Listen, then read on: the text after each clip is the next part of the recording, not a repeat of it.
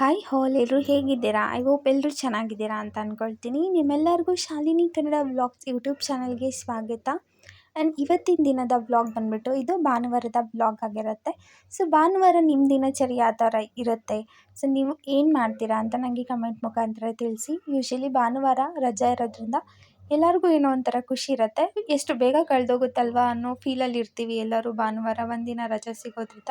And ನನಗೆ ಕೂಡ ಅಷ್ಟೇ, ಈ ಭಾನುವಾರ ಇಷ್ಟು ಬೇಗ ಆಗೋಯ್ತಾ ಅನ್ನೋ ಫೀಲಲ್ಲೇ ಇರ್ತೀನಿ ಎವ್ರಿ ಸಂಡೇ.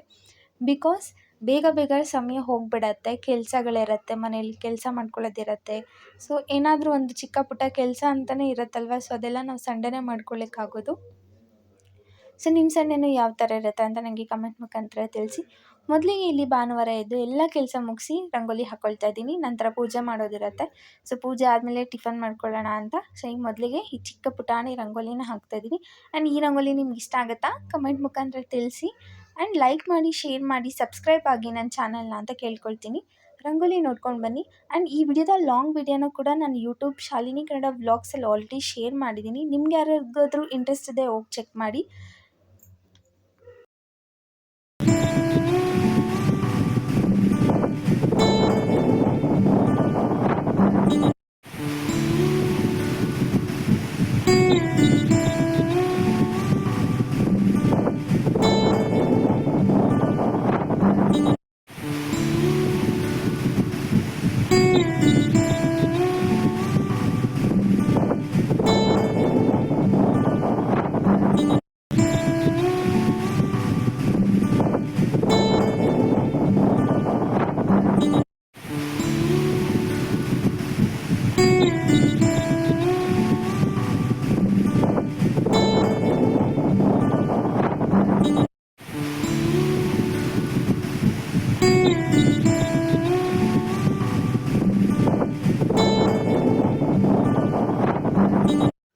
ಟಿಫನ್ಗೆ ಚಪಾತಿ ಮತ್ತು ಒಂದು ಡಿಫ್ರೆಂಟಾಗಿ ತರಕಾರಿ ಪಲ್ಯನ ಮಾಡ್ಕೊಳ್ತಾ ಇದ್ದೀನಿ. ಚಪಾತಿನೂ ಕೂಡ ಪ್ಲೈನಾಗಿ ಮಾಡ್ಕೊಳ್ಳೋದು ಬೇಡ, ಹೆಲ್ತಿಯಾಗಿ ಬೀಟ್ರೂಟ್ ಚಪಾತಿ ಮಾಡ್ಕೊಳ್ಳೋಣ ಅಂತ ಹೇಳಿ ಬೀಟ್ರೂಟ್ ಚಪಾತಿ ಕೂಡ ಮಾಡ್ಕೊಂಡಿದ್ದೀನಿ.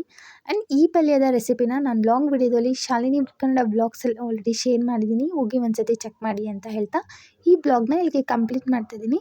Thank you. ನನ್ನ ಚಾನಲ್ನ ಯಾರು ಸಬ್ಸ್ಕ್ರೈಬ್ ಮಾಡ್ತಾ ಇದ್ದೀರಾ ಆ್ಯಂಡ್ ಯಾರು ಸಪೋರ್ಟ್ ಮಾಡ್ತಾ ಇದ್ದೀರಾ. So thank you all.